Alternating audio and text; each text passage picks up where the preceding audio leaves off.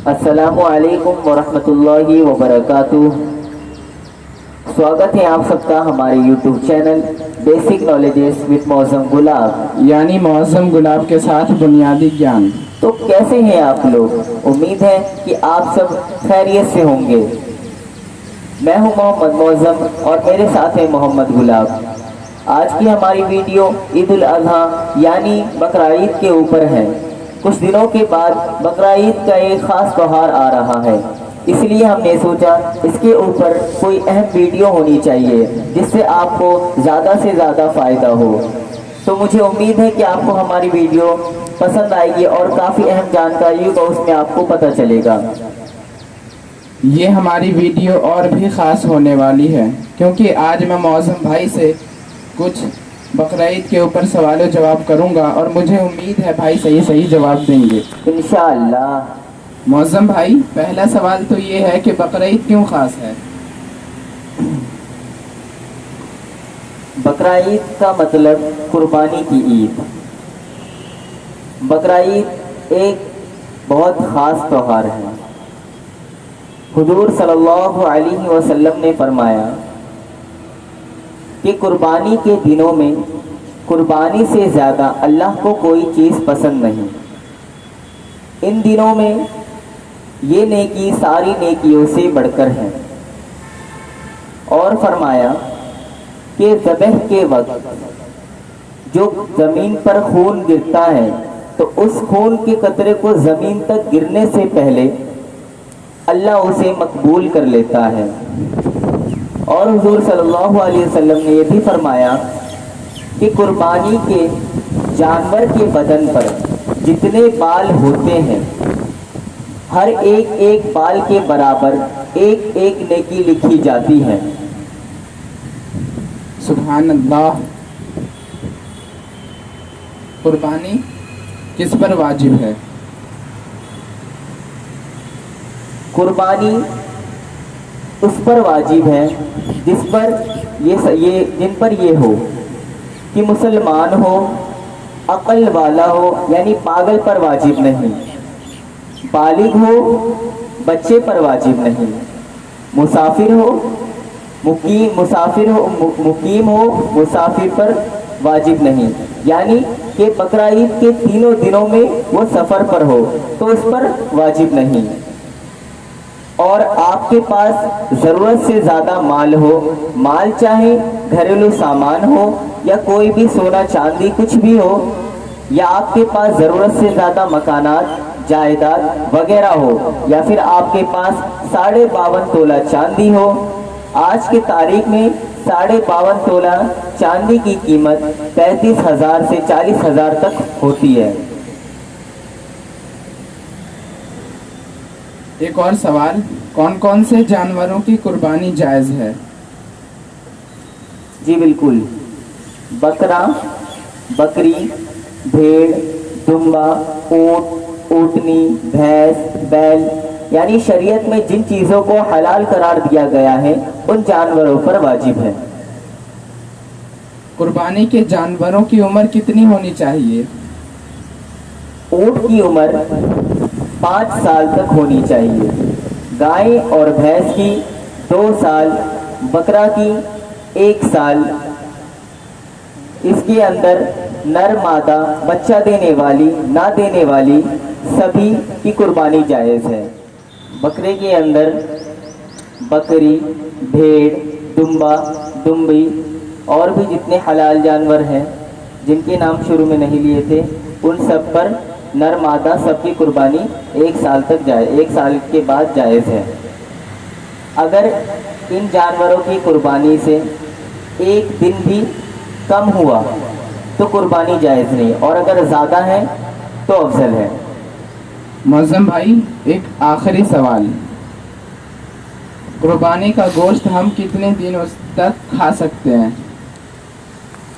माशाल्लाह, काफ़ी अच्छा सवाल है। इसके मुतालिक मैं आपको एक हदीस सुनाऊंगा जिसे सुनकर आप बखूब समझ जाएंगे। हज़रत आयशा रज़ी अल्लाह ताला अन्हा से रिवायत है। ये हदीस मुस्नद अहमद की है।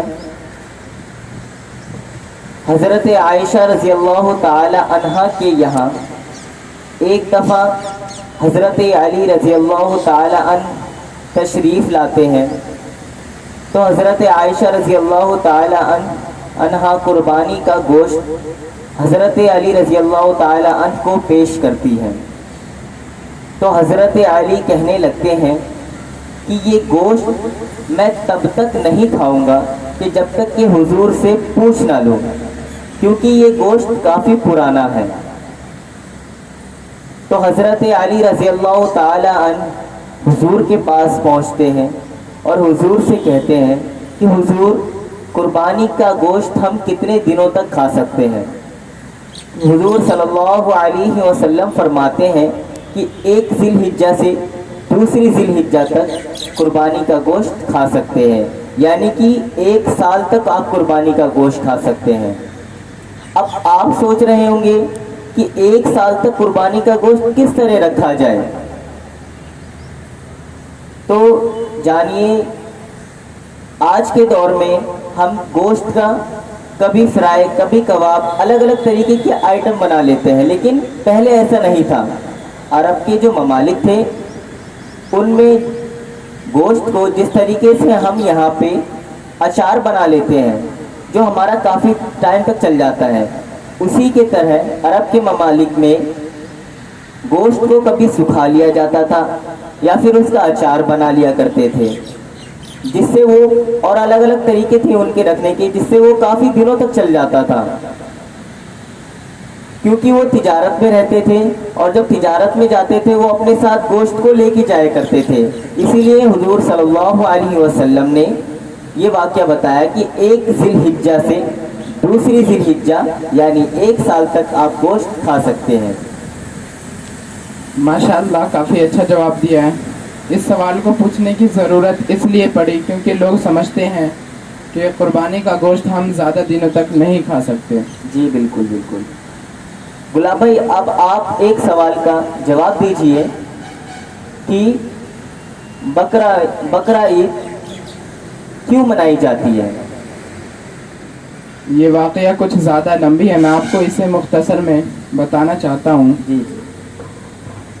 ایک رات حضرت ابراہیم علیہ السلام آواز غیب سنتے ہیں کہ اے ابراہیم، اپنی پیاری چیز میری راہ میں قربان کر۔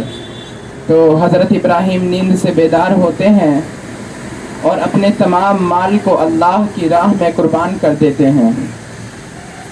دوسری رات بھی آپ کو یہی خواب بے چین کرتا ہے، کہتے ہیں اے میرے اللہ، مجھے تو سب سے پیارا میرا بیٹا اسماعیل ہے، کیا تو یہ تو نہیں دیکھنا چاہتا کہ میں اپنے بیٹے سے زیادہ عشق کرتا ہوں یا تم سے؟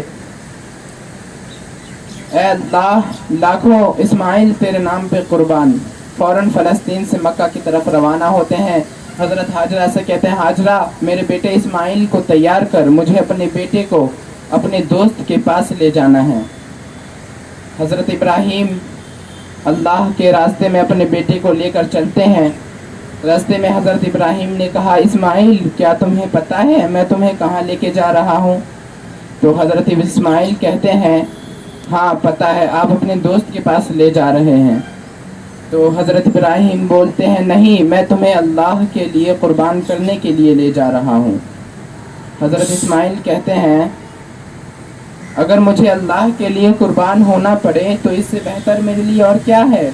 بس بابا، میری ایک وصیت ہے کہ میرے ہاتھ باندھ لیں اور اپنی آنکھیں بند کر لیں، کیونکہ آپ مجھے ذبح ہوتا ہوا نہیں دیکھ سکتے۔ حضرت ابراہیم نے اپنی آنکھوں پر پٹی باندھی اور حضرت اسماعیل کے ہاتھ باندھ دیے اور گلے پر چھری رکھی اور کہا اللہ دیکھ لے، میرے دل میں اسماعیل کا عشق تو ہے، لیکن ایسے ہزاروں عشق اور لاکھوں بیٹے تیرے نام پہ قربان۔